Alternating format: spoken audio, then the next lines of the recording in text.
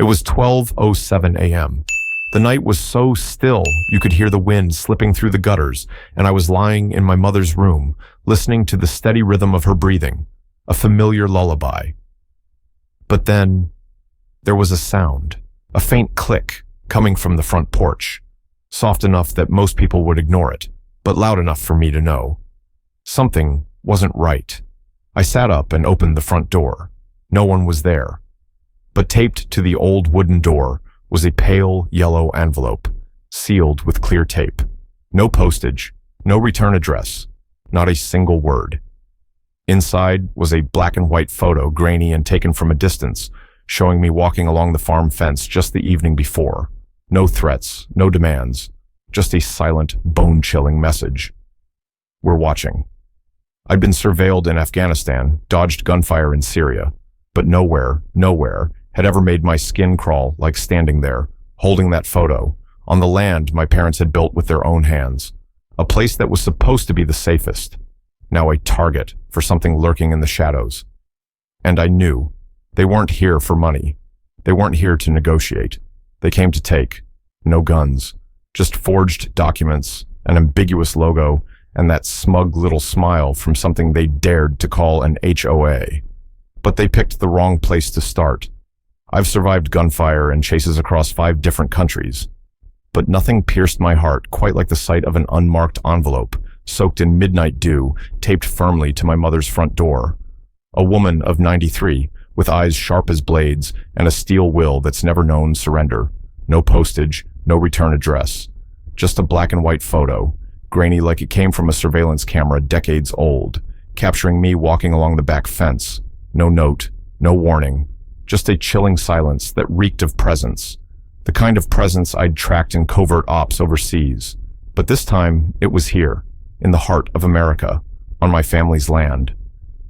I had flown in from Denver 3 days earlier, after Mom called and said there was a little problem with the fence. I imagined a rotted post, some coyotes breaching the line, maybe neighborhood kids stealing fruit from the garden. But I was wrong, completely wrong. What I was facing wasn't mischief or rural trouble. It was a new form of warfare, one waged with documents, fake regulations, and the polite smiles of those who come to steal under the mask of legality. When I arrived, Mom was sitting in her old rocking chair, left hand holding a cup of peppermint tea, right hand clutching a pale yellow envelope. She handed it to me like it was a live grenade. "They say the goat shed isn't up to code," she said, forcing a smile, though her hands trembled slightly. I opened it. The letter was bloated with grandiose phrases like construction violation, temporary suspension of land rights, and most ominously, pending asset reclamation. "What kind of HOA is this?" I asked. Mom shrugged. "Last week, they were the Rural Homeowners Alliance. Now they're calling themselves the Expanded Perimeter Planning Committee." I nodded slowly. Name change, label change. But the playbook hadn't changed at all. It's how power manipulators operate, bend the language to keep the control. And this time, that control was knocking on our front door. That night, I walked the fence line like my father used to. But I wasn't looking for coyotes. I was looking for tracks. And I found them, military boot prints, deep heels, evenly spaced. They didn't belong to anyone in this family. Someone had been surveying our land inch by inch, as if preparing for an invasion. I haven't told Mom yet, not out of fear, but because I need to be sure. Because if what I suspect is true, this isn't just about a fence anymore. This is a declaration of war. And the enemy this time wears polite smiles, carries forged laws, and cuts like a blade. The next morning, the sun hadn't even cleared the roof when I heard the sound of metal striking metal behind the house. It wasn't the wind. It wasn't an animal. It was deliberate, calculated.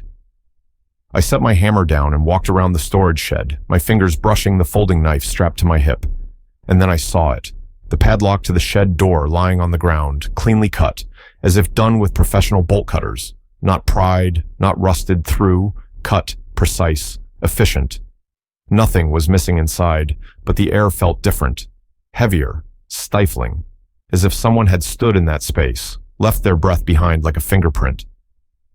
I took the surveillance photo from the envelope and showed it to my mother. She went quiet, not afraid, not panicked, just the silence of someone who understood something bad was coming. "They're watching us," I said. She nodded. "They're not bluffing, they're tightening the rope." I handed the paper back to her, eyes fixed on the field beyond the grass. "They picked the wrong people." She looked at me, and that look only a mother can give. "Don't escalate, son." I nodded slowly. "I won't, but if this ends, it ends on my terms." That night, at exactly 11:27 p.m., a black SUV crept down the dirt road toward the front gate. No plates, no lights. The engine idled, but no one got out. After a minute, it reversed and vanished into the darkness like a reconnaissance ghost. But not long after, another vehicle appeared. This one barreled straight down the main path, as if it owned the road. 3 men stepped out. Polo shirts with matching logos, cargo pants, polished boots. One held a clipboard, another wore a chest-mounted camera, and the third carried a crowbar. They didn't knock. They didn't speak. They split up like they were executing a pre-approved operation. The one with the crowbar headed directly toward me. I stepped down off the porch. "Beautiful quiet evening," I said. He didn't answer.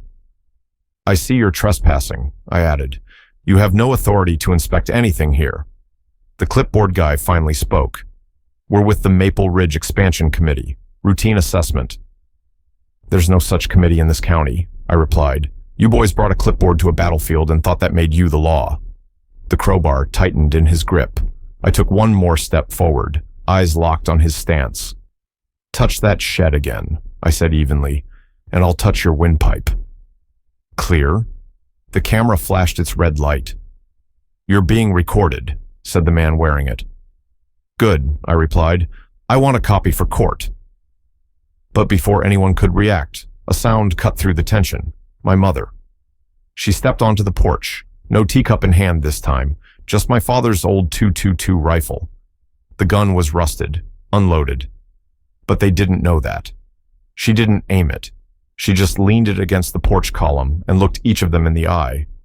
"Get off my land." They didn't argue, didn't protest. They withdrew in silence, faces tight like drawn wires, not afraid, just recalculating their next move. And I knew, next time, they wouldn't return with a clipboard. They'd return with a lawyer. Or worse. They came back 2 days later, but this time, it wasn't one SUV. It was 4, charging down my dirt road like a military convoy entering an occupied zone. Engines roaring, dust clouding the air, doors flung open in unison as if rehearsed. And at the center of it all, for the first time, I saw the face behind the curtain, Karen. She stepped out like she was about to cut the ribbon on a new housing development. Polo shirt buttoned to the top, gray slacks with perfect creases, oversized sunglasses hiding half her face, and a red binder tucked under her arm like it was a passport to power. Behind her stood over a dozen people in matching vests labeled Compliance Division, holding tablets, measuring tapes, some even gripping crowbars. From one of the trunks, a drone buzzed to life, zipping into the air like a mechanical hornet, hunting for weaknesses. They didn't knock. They didn't announce themselves. They spread across the property like a disease. One measured the fence. Another photographed the roof of the shed. The man with the crowbar stood still by the goat pen, like he was picking the first point of attack. Karen walked up the porch steps with the gait of someone who believed she already owned the place. "According to HOA Clause 14, she began, "we're conducting a full reinspection of all exterior structures to ensure compliance with updated regulations." "No," I said. "There are no applicable regulations here." Karen smiled like I just said something adorable. "You're clinging to outdated boundaries. This zone was incorporated last quarter." "Without lawful approval," I replied. She gave a small nod and motioned to the drone operator. The drone hissed louder and looped over the roof, like it was scanning for demolition prep. I stepped down from the porch, slowly, deliberately. "This is your only warning," I said, eyes locked on Karen. "Please maintain a cooperative attitude." She raised her voice. "You're obstructing a legal inspection." "No," I said calmly. "I'm stopping a land grab wrapped in red tape." One of the men stepped forward, tightening his grip on the crowbar. "Move," he said. I looked at his stance. Off balance. Weight shifted wrong. He'd never been in a real fight. "If you plan to use that," I replied, "make it quick, because I won't give you a second chance." He blinked, didn't step forward. Karen furrowed her brow, turned to the inspection team. "Proceed," she ordered. And then, my mother stepped out. No rifle this time, just her old worn cardigan and cloth slippers. But when she stood there, spine straight like a pillar, pointing toward the shed, everything stopped. "My husband built that goat pen with his bare hands," she said. "No blueprint, no contractor, just labor and pride. If you want to inspect it, you go through me first." The man with the crowbar stepped back. The drone operator froze mid-touch. Karen kept her composure, but her lips tightened. I stepped beside my mother. "Let me make this easier for you," I said. "You have 5 seconds to clear out." Karen let out a dry laugh. "And if we don't?" I took one step forward, and that was when it all fell apart. The guy with the crowbar was the first to lunge, fast but sloppy. I didn't dodge. I didn't need to. In a single motion, I pivoted, grabbed his wrist, and twisted it behind his back. The crack of joints echoed against the porch post. He dropped like a sack of cement, the crowbar clattering onto the steps. Before the dust had time to settle, the second one charged, taller, built, clearly more familiar with gym mirrors than combat. He swung wide, trying to overwhelm with brute force. I ducked low, slipped behind him, hooked his leg, and drove my elbow square into his ribs. He collapsed like a tent, losing its stakes. The third, camera guy, tried to run for the shed, but my mother, with a perfectly timed sweep of her cane, dropped him flat, face first into the goat dung. "Oops," she said softly, eyes unblinking. I turned to the camera. "Still rolling?" I asked. The guy nodded, chin trembling. "Good, keep it. That footage will be a great lesson for your whole crew on how not to steal land." When I turned back, Karen hadn't moved. Her hands clutched that red folder like it was the last totem of power she had left. Her face was drained of color. I walked toward her, not fast, not threatening, just the calm of someone who knew exactly who held control now. "You think this is about goat sheds, about old tin roofs?" I said. "Number, this is about dignity, about land, about family, and you picked the wrong one." Karen pressed her lips together, trying to summon words, but my mother stepped forward, pulling a folded piece of paper from her cardigan pocket. "This," she said, "is the letter you claimed we ignored. Returned by the post office, twice, stamped, barcode and all." She let it fall at Karen's feet like a final piece of evidence laid down in court. I leaned in, locking eyes. "You sent fake notices, set up unauthorized inspections, brought men with tools to sabotage, and now you've got it all on video. Still think you're the one in control?" Karen tried to steady her voice. "You don't scare me." I tilted my head slightly. "I'm not trying to scare you, Karen. I'm warning you." And this time, I saw it. A twitch at the corner of her eye, a crack in that polished facade. Karen turned away, so fast she nearly tripped. Her little army followed, like leashed dogs yanked back mid-attack, dazed, disheveled, defeated. The drone dropped from the sky like a kite with a severed string. They retreated, but no one said they wouldn't return. My mother and I stood there on the porch. She looked at me, eyes still fixed in the direction the vehicles had disappeared. "You think they'll come back?" she asked. I didn't need to think. "Next time, it won't be clipboards, Mom. It'll be lawyers or mercenaries." She didn't say anything else, because she knew.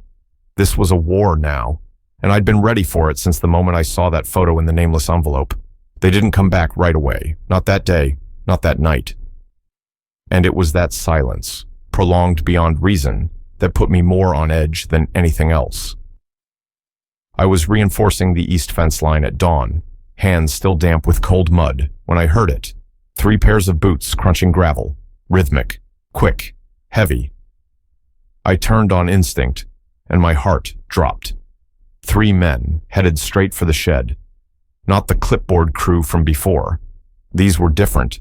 Tactical pants, multi-pocket vests, combat boots, the kind who didn't carry permits, they carried orders. One of them reached out and grabbed my mother's arm. She'd been standing near the shed, holding a bin of goat feed. I didn't yell. I didn't ask. I moved. The first guy never saw me coming. I slipped behind, locked his wrist, and slammed him into the gatepost. He crumpled like dead weight, unconscious before his head hit the dirt. The second turned, fumbling at something on his belt. His stance told me everything. He learned this in a training course, not the field. I dipped low, drove my shoulder into his chest, then smashed an elbow into his throat. A sickening crunch, like a paper bag collapsing. He hit the ground, clutching his neck, gasping for air that wouldn't come. The third one froze, youngest of the three. Face soft, hands shaking. His vest was crooked, zipper half undone. He hadn't come to fight. He came to impress. Too bad. This wasn't a stage anymore. I grabbed his vest strap, yanked him forward, and drove a knee into his gut. He folded like a pocket knife, collapsed in the dirt, among goat pellets and blood. My mother stood still. The feed bin had slipped from her hands, dry grains scattering across the ground, sounding like rain on old tin. One goat wandered over and began to nibble at the chaos, completely unfazed. Completely unfazed, like this was just another part of farm life. "You okay, Mom?" I asked, still catching my breath. She looked at me, wide-eyed. "They grabbed my arm," she said, quiet but sharp as a blade. "They said they were checking for structural instability to assess collapse risk." I looked down at the guy writhing by my boots. "Yeah," I growled. "You can see how concerned they were about safety." Then I heard something else, low, powerful, a truck engine, and around the bend came a familiar pickup, Sheriff Barnes's truck, but he wasn't alone. Riding in the bed, seated like a guest of honor, was Karen. Sunglasses, hair in a tight bun, dark windbreaker, and that damned red clipboard still tucked under her arm like a badge of command. The truck rolled to a stop 10 meters from the shed. Karen jumped out like she was stepping up to a press conference. Sheriff Barnes followed, expression unreadable. But I knew the look. He hadn't come to mediate. He came to act. I clenched my fists and felt everything in me shift from defense to attack. Sheriff Barnes stepped down from his truck, deliberately avoiding the sight of the groaning bodies still sprawled on the ground. Karen didn't. She looked straight at me and walked past, as if she were strolling through a farmer's market, not stepping onto the scene of an altercation on someone else's land. "I got a call about an assault," Barnes said, voice flat as cold steel. "Then you're standing in the middle of it," I replied, eyes still locked on Karen. 3 men, no paperwork, no authority, put their hands on my mother. I stopped them. That's all. Karen sighed, like the entire situation was just an inconvenience she had to handle personally.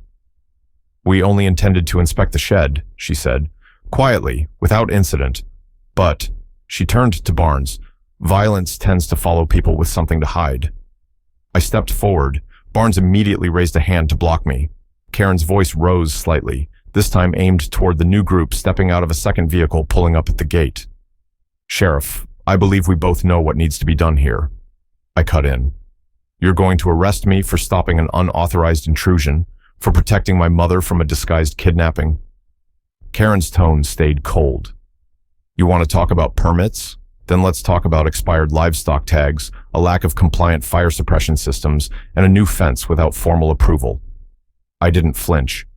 "You list off petty violations like they're nuclear weapons, but the only thing I see detonating here is your legal facade." Karen turned to Barnes again, this time her patience clearly cracking. "I want him detained." Before Barnes could respond, my mother stepped off the porch. Her voice rang out, not loud, but sharp enough to slice the air clean in two. "If anyone wants to step into that shed," she said, "they better bring a warrant. Otherwise, turn those trucks around and take this circus somewhere else." Karen pressed her lips together.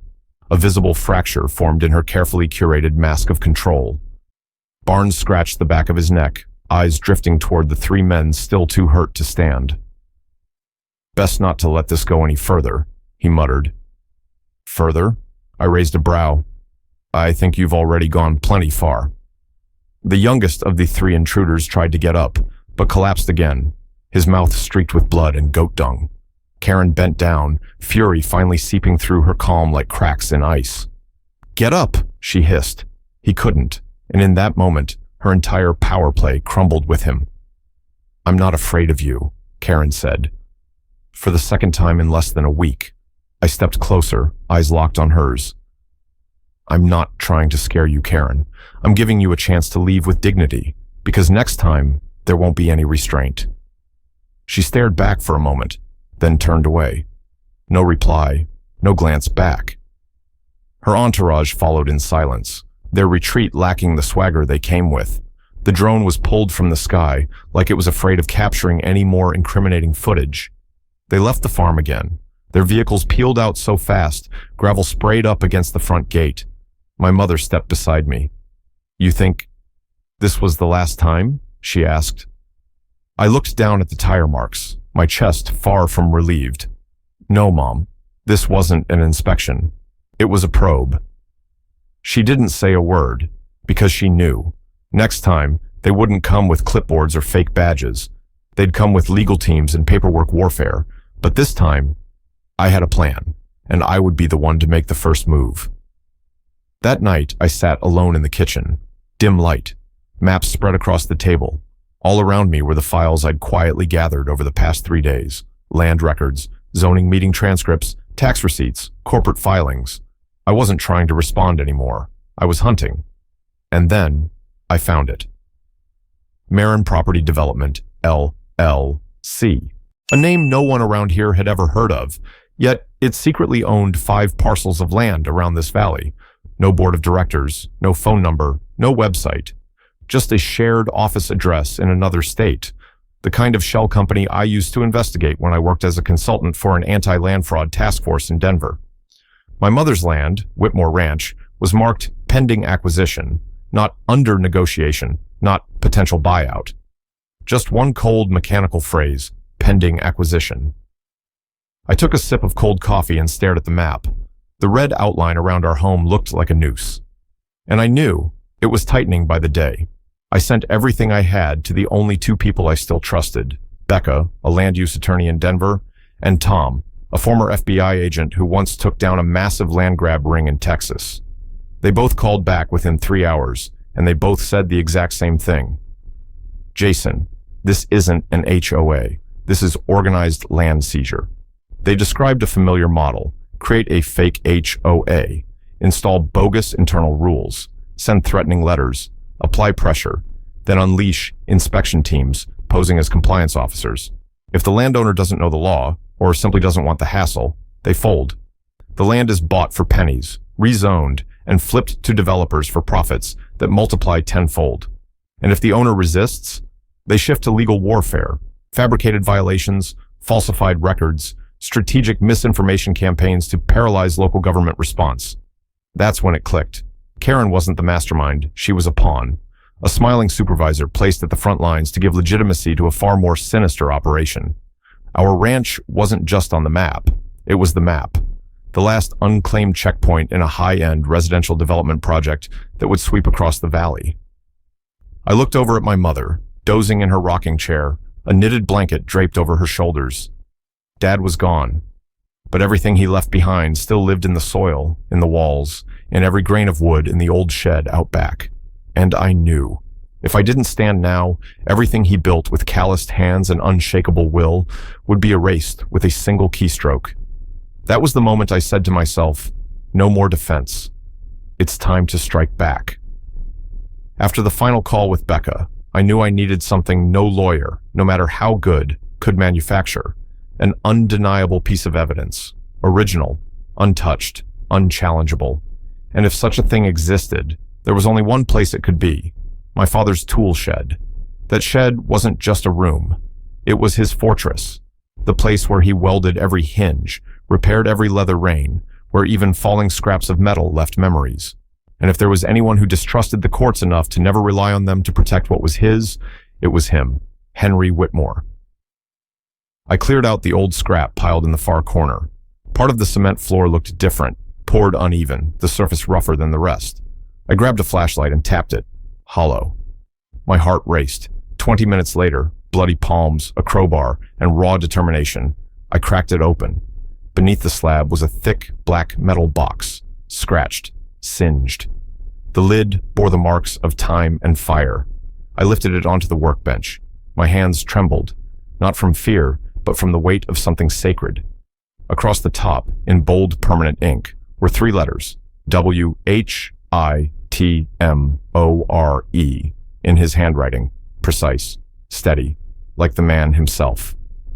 I opened the box. Inside were 4 items: a worn-handle Smith & Wesson revolver, a lighter engraved with DW, hold the line, a neatly folded American flag next to an old photo of my parents standing by the goat shed they built in 1968. And finally, an envelope, sealed, labeled in bold pen, Jason. I sat down, opened it, knuckles white as bone. Inside was a handwritten letter, shaky but unwavering, and 3 enclosed documents. A notarized land transfer deed signed by Henry Whitmore 3 months before he passed.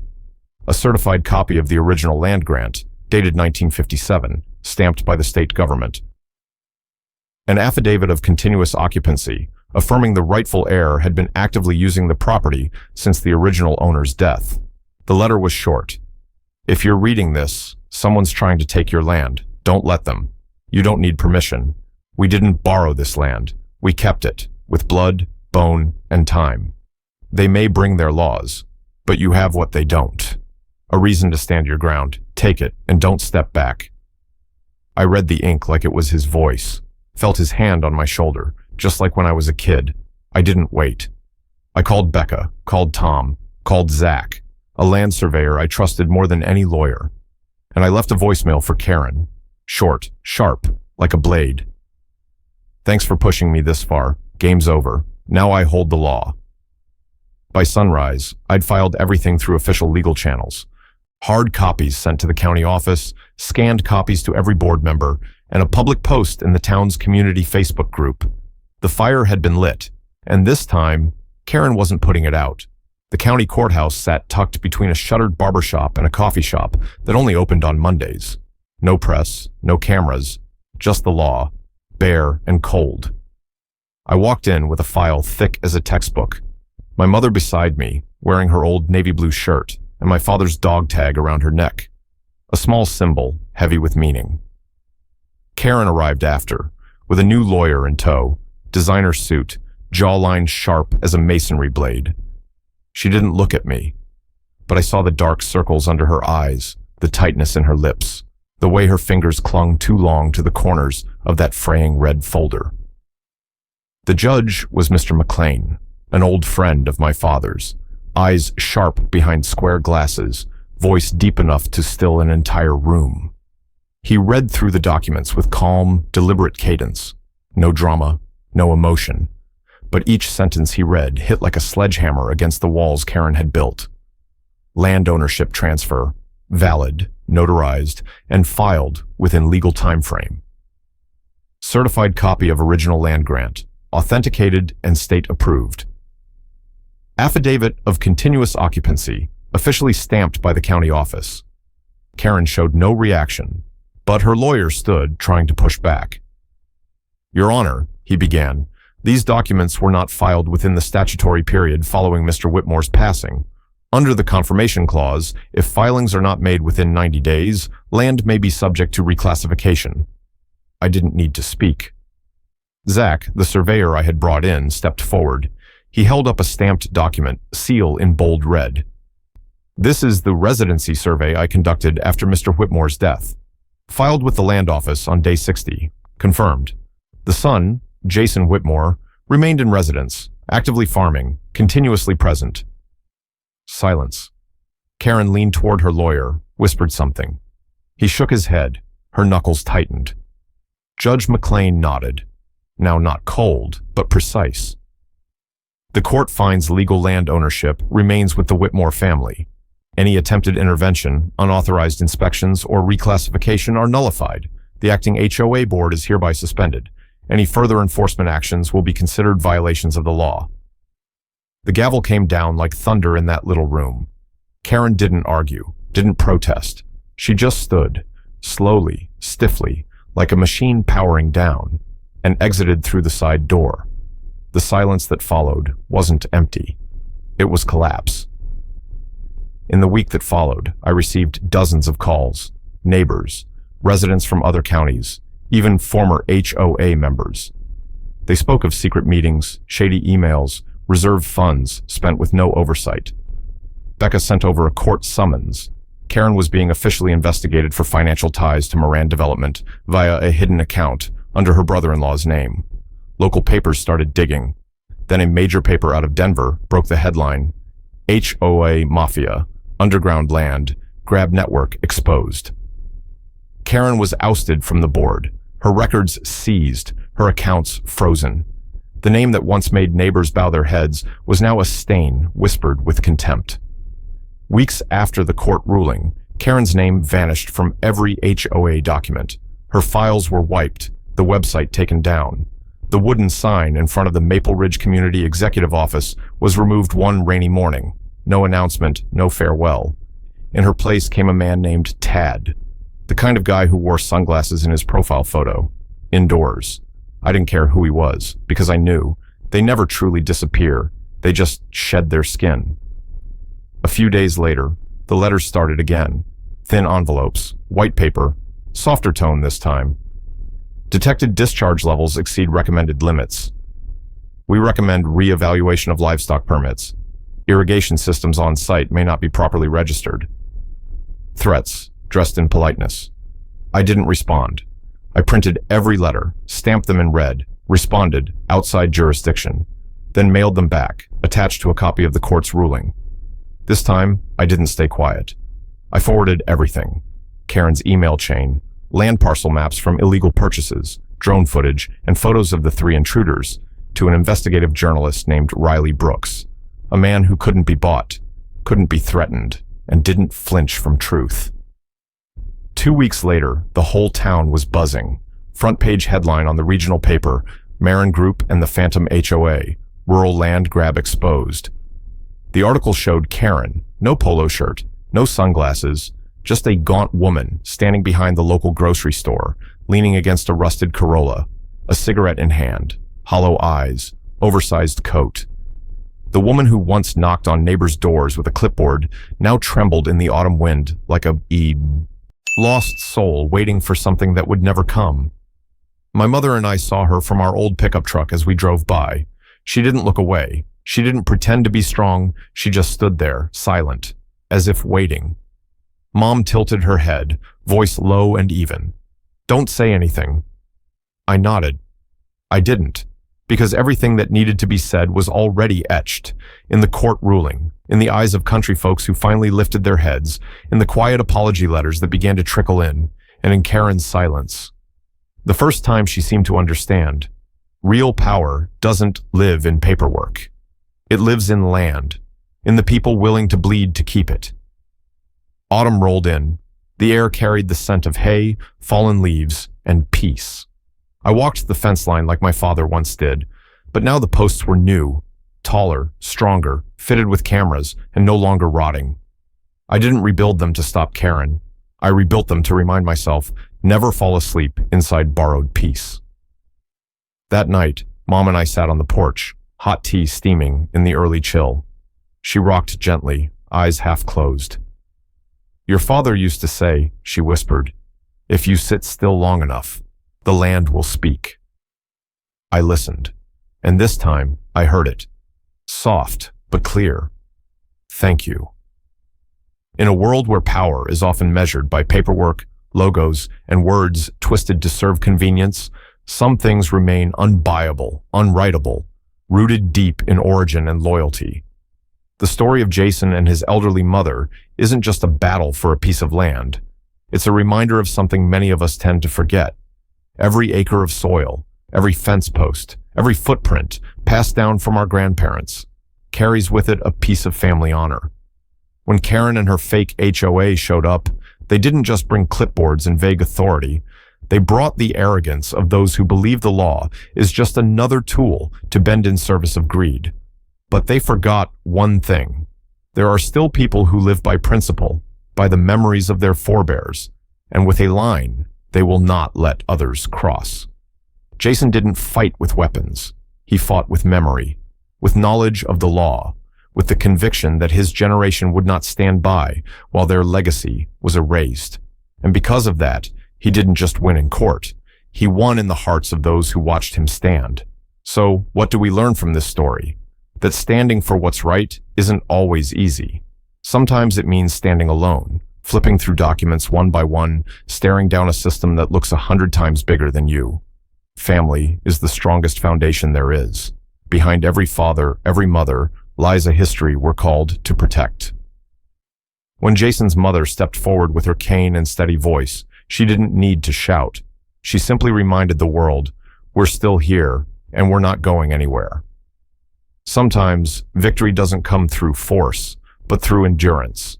The invaders may change names, switch logos, and return under new banners. But the real farmers, the real keepers of the land, will always recognize them, and they will always be ready. In an age where everything can be digitized, priced, and sold with a single click, remember, some values are priceless. Memory, faith, and the place you call home. Because sometimes, in the silence of old land, you hear the clearest message of all. Stand up.